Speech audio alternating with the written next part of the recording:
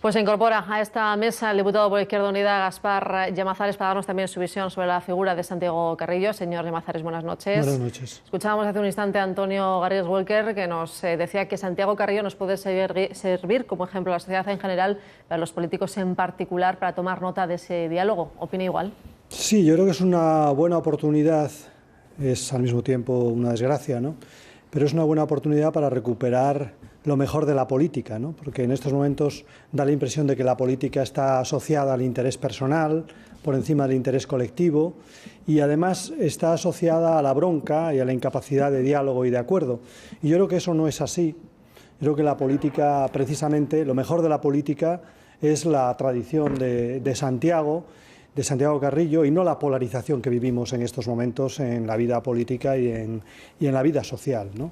En ese sentido, Santiago Carrillo, pues una parte de nuestra historia, una historia convulsa, ¿no? Decía antes, con grandezas y con errores, ¿no? Pero es parte de la historia de la izquierda europea también. Yo creo que es una figura que no solamente tiene una dimensión nacional, tiene una dimensión internacional muy clara, porque ha vivido toda la evolución de la izquierda a lo largo de un siglo, y en ese sentido es un punto de referencia para todos nosotros. Yo empecé en la política frente a Santiago, no con Santiago. Yo estaba frente a Santiago, que estaba en la universidad. Santiago Carrillo en aquel momento era el que abanderaba el diálogo, el pacto, el acuerdo. Nosotros éramos más radicales en la universidad. Sin embargo, bueno, con el tiempo he terminado dándole la razón más a él, experimentado político, que a un joven de aquellos tiempos, ¿no? Y ahora yo he notado en Santiago, cuando he llegado aquí desde Asturias, ¿no? Un sitio agreste, de Madrid, para alguien que viene de Asturias, pues una actitud acogedora que tampoco se le conoce en su carácter, ¿no? Parece una persona pues seria y demás. No, era una persona muy acogedora, muy dialogante, y que estaba hasta el último día al detalle de lo que pasaba en la sociedad española. Es decir, digamos, en ningún momento me decían que la noche anterior estuvo hablando de la dimisión de Esperanza Aguirre en la cena, aunque no cenó mucho, ¿no? Pero quiero decir, ese es, digamos, el político que era Santiago Carrillo, un político de raza y además un político de acción. Yo creo que es lo fundamental de su vida. Llama la atención, señor Llamazares, porque usted dice que empezó con el de frente, pero no es el único político, quiero decir, dentro del Partido Comunista, en este caso de la izquierda, que tuvo sus más y sus menos con Santiago Carrillo y luego terminó a buenas con él, porque se me ocurre ahora mismo el caso de Cristina Almeida. Sí, bueno, yo creo que también puede ser representativa de esa corriente, aunque, digamos, ella más directamente implicada en las confrontaciones que en aquel momento se daban en el seno del Partido Comunista de España, y yo más desde el movimiento estudiantil, que veíamos, digamos, la transición pues desde una posición más radical, podemos decir, ¿no? Pero visto con distancia, pues yo creo que Santiago es la pieza esencial de la Constitución española y la pieza esencial de la reconciliación. Creo que hizo mucho más él por la Constitución y por la reconciliación que la gran mayoría, y creo que junto con Suárez son quizás los dos personajes fundamentales, además del pueblo español, por supuesto, que quería la democracia y que contribuyó a ella con fuertes movilizaciones y con fuertes compromisos. Yo creo que son dos personajes, parece que es el libro de Cercas, donde se dice que son dos personajes que no son de tragedia griega, ¿no? Tragedia griega, bueno, se consiguen o no se consiguen de manera radical los objetivos, ¿no? En este caso, digamos, tuvieron que gestionar la frustración de conciliar entre posiciones antagónicas que se habían visto ante una guerra civil en los años 30, ¿no? Enseguida vamos a seguir hablando sobre esa evolución política que tuvo Santiago Carrillo, pero este programa está muy abierto a las redes sociales. Estamos muy pendientes no solamente de lo que dicen nuestros internautas, sino también lo que dicen los políticos, los diputados en su Twitter. Y tenemos un mensaje de Alberto Garzón, diputado de Izquierda Unida. Dice que algunos diputados del Partido Popular no han aplaudido en ese homenaje a Carrillo en el Congreso, con la que abríamos, la imagen con la que abríamos hoy la noche. Yo me quedaría con que la inmensa mayoría no solamente hemos aplaudido, sino que nos hemos puesto en pie y hemos hecho un homenaje a Santiago Carrillo. Que algunos no lo entiendan todavía, tampoco lo entendieron en la transición democrática, y no me sorprende, pero son una minoría, una absoluta minoría. Insistimos en un mensaje de Alberto Garzón desde Twitter. Me interesaría profundizar un poco en esa evolución de Carrillo en el ámbito político, porque empezó muy joven en política, a los 19 años era secretario general de las Juventudes Socialistas. En un principio quizás se apostó por un comunismo duro hasta llegar a un eurocomunismo. Se puede decir que fue el padre del denominado eurocomunismo. ¿A usted qué le parece esa evolución? ¿Cómo la valora? ¿Cómo aporta o qué ha aportado a la historia reciente de España? Desde muy joven ya era así. Es decir, la imagen de Santiago como sector duro del partido no se compadece con la realidad. Quien conozca la historia del Partido Comunista de España sabe que precisamente la época ya de Santiago, la época del partido en guerra, del Partido Comunista de España en defensa de la República, es una época aperturista. Es una época, además, donde el Partido Comunista de España tiene contactos con sectores profesionales, con sectores intelectuales, es decir, donde amplía su influencia. Quizás la época inicial, la época del partido que consideraba la República una república burguesa, sea el partido anterior a Santiago. Pero el partido de Santiago ya es un partido claramente comprometido con la República y claramente comprometido con la defensa de los valores republicanos, ¿no? Y luego, yo creo que Santiago, en su conocimiento ya en la Unión Soviética, no solamente acompañó los cambios, sino que en muchos casos estuvo por delante de los cambios en la Unión Soviética y por delante de los cambios también después en España, ¿no? En ese sentido, fue en algunos casos, aunque bueno, pues parezca extraño decirlo, un heterodoxo, pero que consiguió en ese momento, bueno, pues conectar con lo que estaba pasando en la sociedad y en la izquierda, en este caso en el Partido Comunista o los partidos comunistas europeos en aquel momento. Elaboró también la estrategia del eurocomunismo y fue capaz también en esos momentos de proponer una salida democrática que luego finalmente triunfó, que es la reconciliación nacional y que es parte de un debate dentro del Partido Comunista de España después de un largo periodo de lucha antifranquista en el interior, que terminó con esa propuesta que al final, bueno, pues fue una propuesta también que contribuyó a la transición democrática. Una última pregunta antes de abrir esta entrevista al resto de contertulios. Otro nombre clave dentro del Partido Comunista durante esta historia reciente, en el siglo XX, de España fue Dolores Ibárruri. Hay que recordar que Santiago Carrillo la sucedió al frente de la Secretaría General del PC mientras ella era presidenta. ¿Fue intensa la relación entre ambos? No cabe duda que fue intensa y, bueno, digamos que no se hubiera entendido la Secretaría General de Santiago sin previamente pues el plácet o digamos el apoyo de Dolores Ibárruri, ¿no? Es verdad que fue intensa y que las dos figuras, la figura de Dolores más asociada, digamos, a la República y luego la figura de Santiago en esa época, digamos, de la lucha antifranquista, son prácticamente las dos figuras que representan el tránsito del Partido Comunista de España desde la época de la República a la lucha antifranquista y finalmente a la democracia. Bueno, pues abrimos ya esta mesa de debate. Juan Cruz, si quiere ser el primero en preguntar. Bueno, me ha interesado mucho lo que usted ha dicho acerca de que Carrillo representaba lo mejor de la política. ¿Eso es una categoría parada en el tiempo? ¿Qué ha pasado luego de Carrillo y esa generación en la que estaban también los contrarios de Carrillo para que en España la política esté descendiendo al descrédito que ahora parece que está? Bueno, yo creo que hay que aprovechar esta oportunidad que nos da, vuelvo a decir otra vez, una desgracia como es la muerte de Santiago Carrillo, para reivindicar lo bueno de la política, porque en estos momentos en que vivimos una crisis económica, vivimos la sensación también de que la política es débil e impotente ante los mercados y ante los intereses particulares, podemos tener la tentación, yo creo que se está produciendo en este país también la tentación de denostar a la política y a los políticos, ¿no? Y yo creo que es un riesgo que no nos podemos permitir. En ese sentido, es necesario recuperar, digamos, esa visión de la política como interés colectivo, también la visión de la política como renuncia, como renuncia para llegar a acuerdos. Yo creo que es necesario recuperarla y al mismo tiempo es necesario reflexionar sobre los errores que hemos cometido en política, ¿no? Los errores que se han cometido y que se han visto después de la transición democrática y los que cometimos ahora los que somos representantes políticos. Pero esto no pasa solamente en España, ¿no? Yo creo que la polarización de la política es una dinámica internacional que se produce desde los años 70, en que además se produce una polarización cada vez mayor, una desigualdad cada vez mayor entre ricos y pobres, ¿no? Yo creo que se ha de alguna manera encallecido, se ha endurecido la política como consecuencia del endurecimiento de la vida económica y social. Yo creo que es lo que vivimos en España y lo vivimos en esta crisis. Yo espero que salgamos de la crisis y que sepamos reconciliarnos con la política. Voy a hacer una pregunta que a lo mejor me parece un poco difícil desde el punto de vista de Izquierda Unida, pero yo hablaba mucho con Carrillo.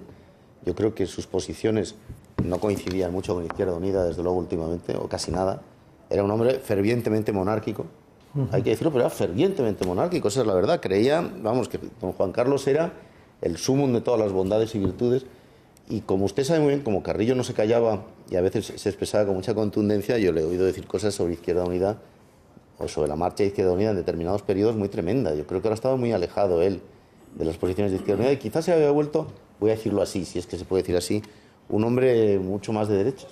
No, no lo creo. Santiago, yo creo que además basta verle a él, ver a su familia, es un comunista y murió siendo un comunista.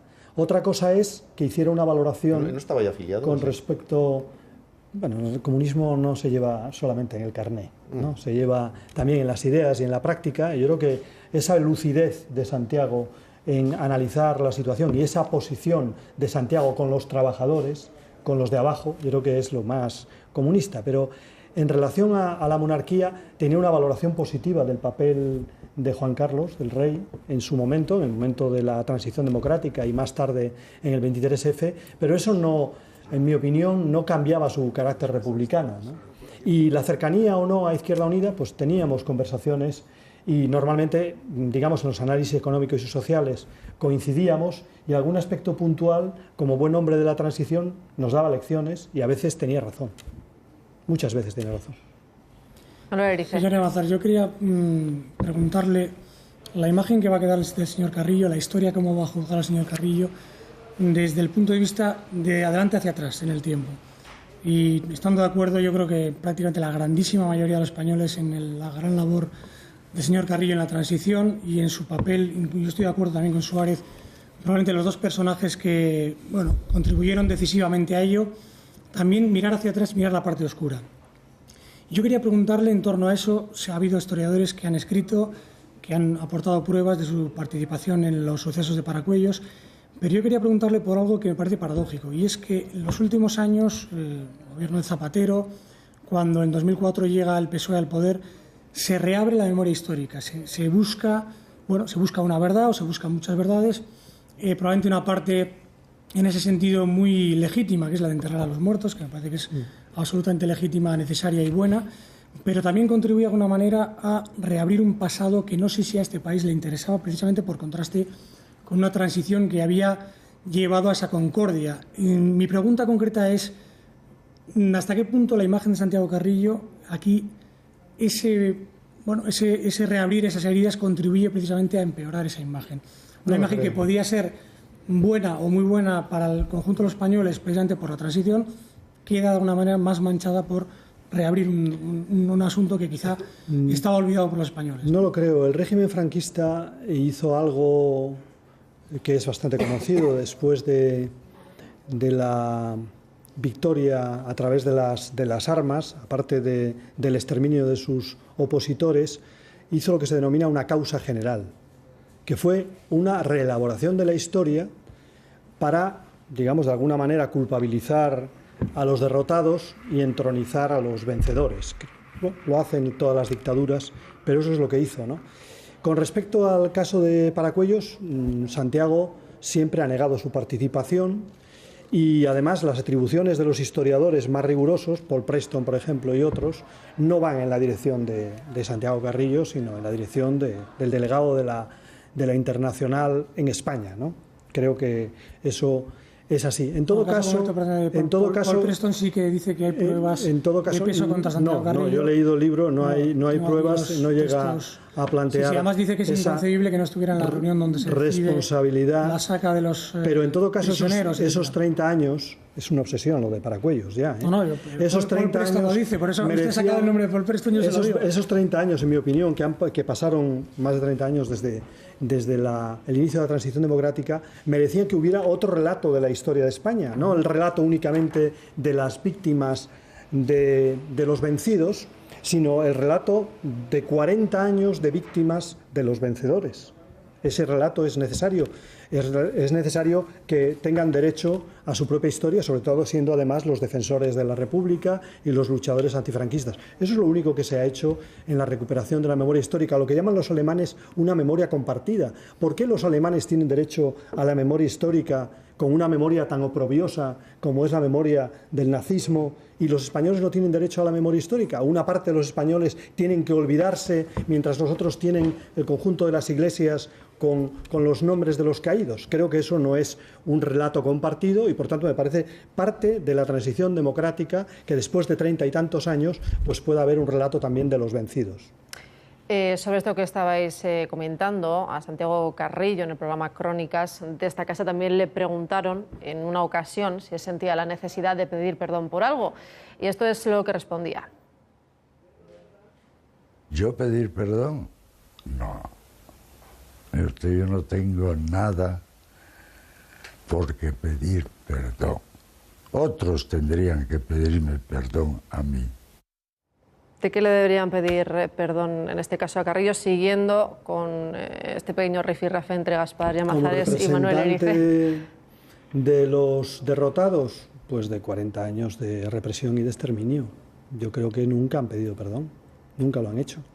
Y creo que no estaría de más que en algún momento en la historia de este país, de manera solemne por parte de las instituciones, se pidiera perdón a una parte de los ciudadanos que fueron durante 40 años pues reprimidos por una dictadura, ¿no? Y creo que nadie debería sentirse de alguna manera obligado a legitimar esa dictadura, ni heredero de esa dictadura, sino que ahora todos somos demócratas, por tanto no debe haber problema. Yo quería apuntar, si me permites, por terminar, que evidentemente aquí nadie apoya la dictadura, estamos muy contentos en democracia.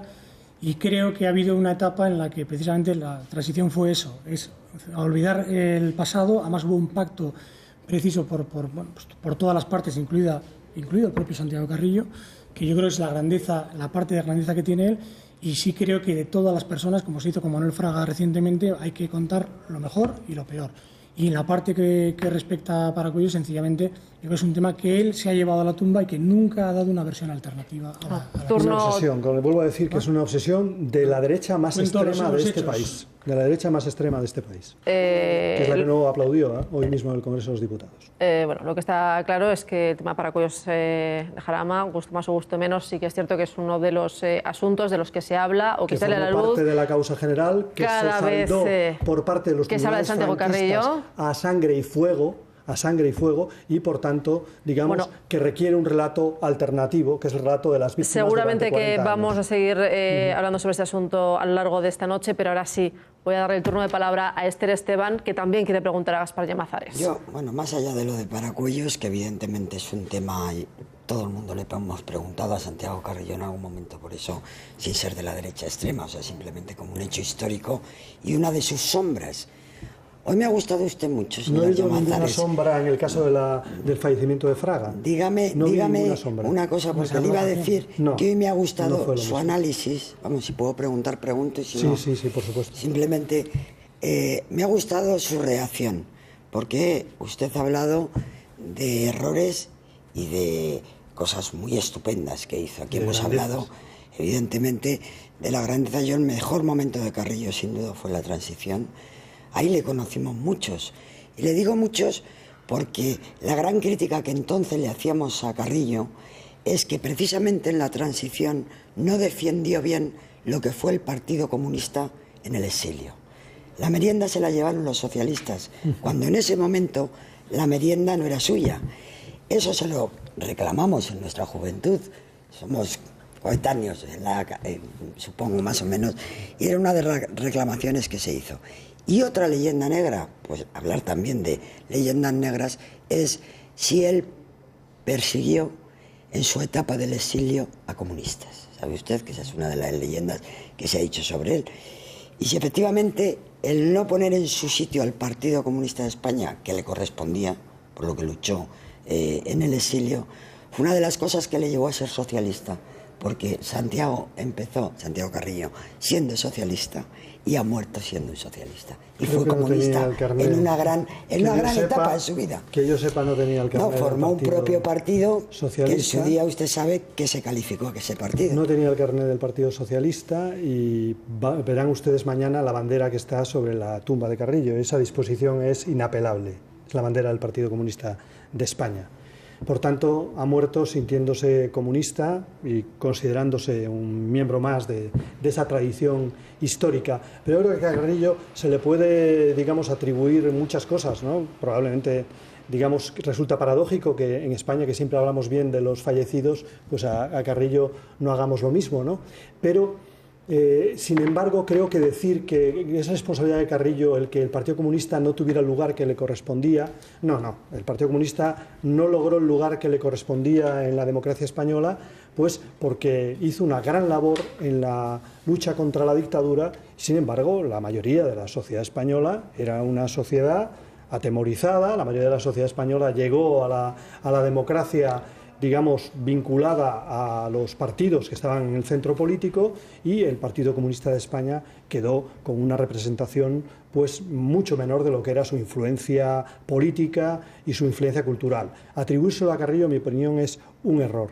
Y luego también nosotros hemos contribuido, nuestra propia historia ha sido una historia de confrontaciones, de divisiones, que han tenido más que ver con nuestros resultados que, bueno, pues los aciertos o las equivocaciones de Santiago Carrillo. Creo que atribuírselas a una sola persona pues es, en mi opinión, excesivo. Y luego hemos cometido errores, y seguramente Santiago, como secretario general, también.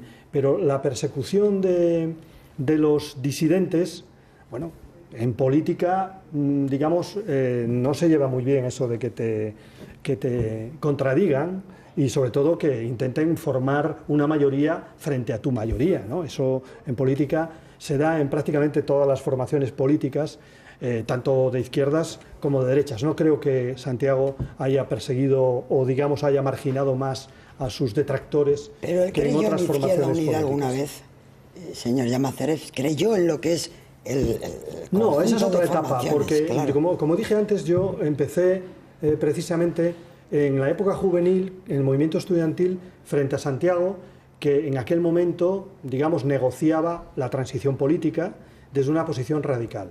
Y luego, desde Asturias, nosotros hicimos la campaña en favor de Santiago Carrillo, pero después de las elecciones de 1982 también nos enfrentamos a Santiago Carrillo en torno al proyecto de Izquierda Unida, ¿no? Porque Santiago no lo compartía, nosotros apoyábamos el proyecto de Izquierda Unida. Bien, esa es la historia de la división en el Partido Comunista de España. Pero yo, cuando volví de Asturias, cuando vine a Asturias aquí a Madrid, digo volví porque yo estudié parte de mi carrera aquí en Madrid, pues me encontré a un Santiago que relativizaba esas divisiones, que sobre todo pues abundaba en lo que nos unía, ¿no?, desde el punto de vista de la izquierda, y que me acogió y acogió a mis compañeros con una gran capacidad de diálogo, y que ha sido siempre una referencia para la izquierda, estuviera o no estuviera en el Partido Comunista de España, estuviera o no estuviera en Izquierda Unida. Como digo, hemos tenido diferencias, pero hemos tenido muchas más coincidencias, y siempre ha sido un punto de referencia para la izquierda española, y ha muerto siendo ese punto de referencia. Muchas más coincidencias que diferencias es lo que quiere destacar Gaspar Llamazares, para el que Juan Cruz creo que tiene una pregunta más. Juan. Bueno, es más bien un documento. Yo entrevisté a Carrillo en el año 2006 y le pregunté por ese tema tan reiterado de Paracuellos, y él explicó que en el camino, ya fuera de mi jurisdicción, como miembro de la Junta de Defensa de Madrid, alguien sorprendió al convoy y lo atacó. Los milicianos antifascistas que los custodiaban no se sintieron con valor para jugarse la vida salvándola de aquellos que al fin y al cabo eran sublevados, y se produjo esa tragedia. Yo le pregunté si a él le molestaba que yo le hiciera esas preguntas. Y él dice, hombre, comprenderá usted que no me agrada nada. He respondido tanto a esa pregunta y ya me escuece. Pero años después, en el año 2011, entrevisté a Paul Preston, que ha sido traído aquí a colación, y le pregunté cuál era la responsabilidad de Carrillo en Paracuellos. Y entonces me dijo, la implementación o la ejecución la hacen anarquistas, gente del 5º Regimiento, algunos del NKVD. La idea de que Carrillo es el único responsable de Paracuellos es absurda. El titular tendría que ser Carrillo, uno de los principales 15 responsables de Paracuellos. Pero ese titular no es tan eficaz como Carrillo culpable. Eso me dijo Paul Preston en una entrevista de 2011. Yo creo que podemos dejar este tema de momento aquí, despedir ya a Gaspar Llamazares, diputado por Izquierda Unida. Muchísimas gracias por estar aquí en esta mesa para recordar la figura de Santiago Carrillo.